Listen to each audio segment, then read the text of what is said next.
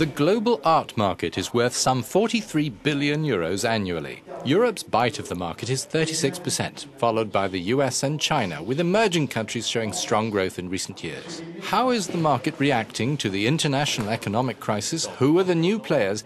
And how are tax laws affecting sales? We asked a top expert. To what extent does the economic crisis affect the international art market?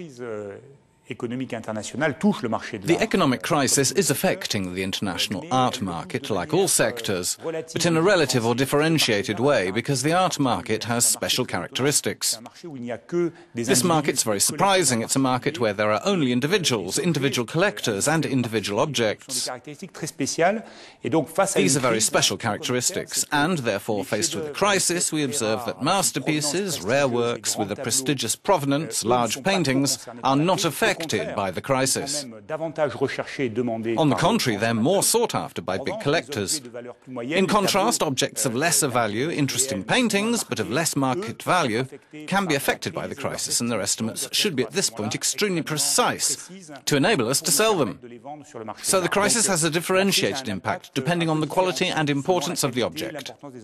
There have been some auctions where works reach incredible prices. Is art always a good investment, or is there the risk of a bubble effect as seen with property prices? It's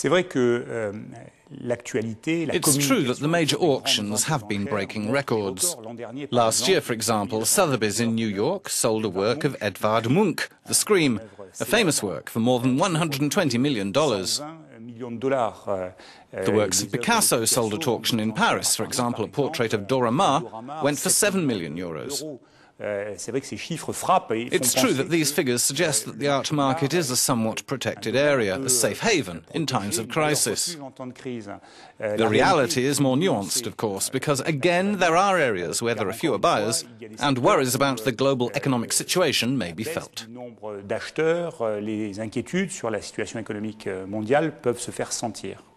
Is the art market increasingly reserved for the elites, the very rich? The art market is actually composed of several markets. If you take the great Impressionist and modern paintings, the prices for masterpieces are often very high. And to answer your question, then it's yes. To purchase an important painting by Picasso takes a lot of resources. At the same time, there are domains in the art market where you can make acquisitions at very low prices.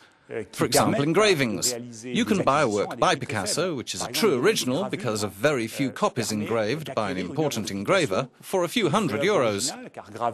We had a sale in Paris at the end of February of works from the engraver Crommelin, where extraordinary works of Picasso sold for a few hundred euros.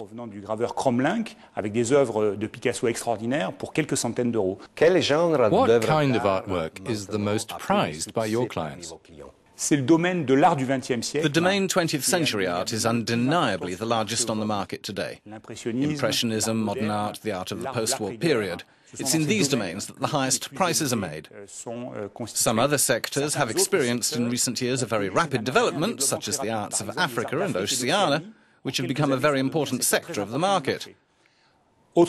Another area that's seen a dramatic development is Asian art. Only a dozen years ago, the art market was a market reserved primarily for Western clients, Europeans and Americans.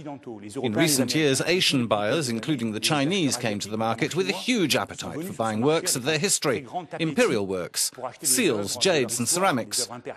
And we've seen this market also develop very quickly. Who is your typical customer? Is the profile changing?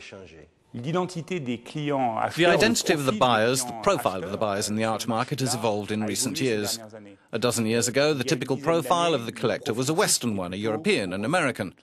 Today, the typical profile is difficult to say because there are buyers from Russia, China, India and Latin America who have increased the number of potential customers on top of the Americans and Europeans who are still there. So the profile is more difficult to draw. In addition, secondary sectors have highly developed in recent years. Take, for example, photography or the art of Africa and Oceania, which have experienced a very rapid development. They've led to an influx of new buyers, younger, a little different from what we had in the more traditional sectors 10 years ago. Un peu différent de ceux que nous avions dans les secteurs plus classiques jusqu'à il y a une dizaine d'années. Is Paris still attractive to collectors? Paris and France were 40 years ago the main art market in the world.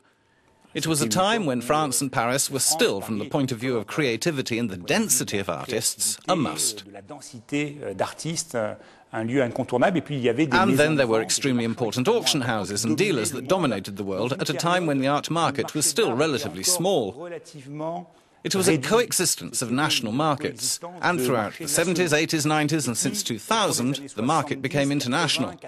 France has lost ground, because in this country we often like to have a little protectionist reflex. France has always had a little hesitancy towards globalization, and we lost ground. As the process of globalization grew, France lost its top spot. The action moved to countries and sales places that are more dynamic to attract buyers and create large events around sales.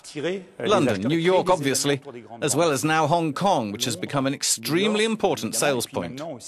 Hong Kong, qui est un lieu de vente extrêmement important. Is the art market sensitive to different countries' tax regimes? Le marché de l'art est un marché The art market is highly sensitive to taxation and regulations. For a very simple reason. Objects that are sold on the art market, as well as the collectors involved in the art market, are highly mobile.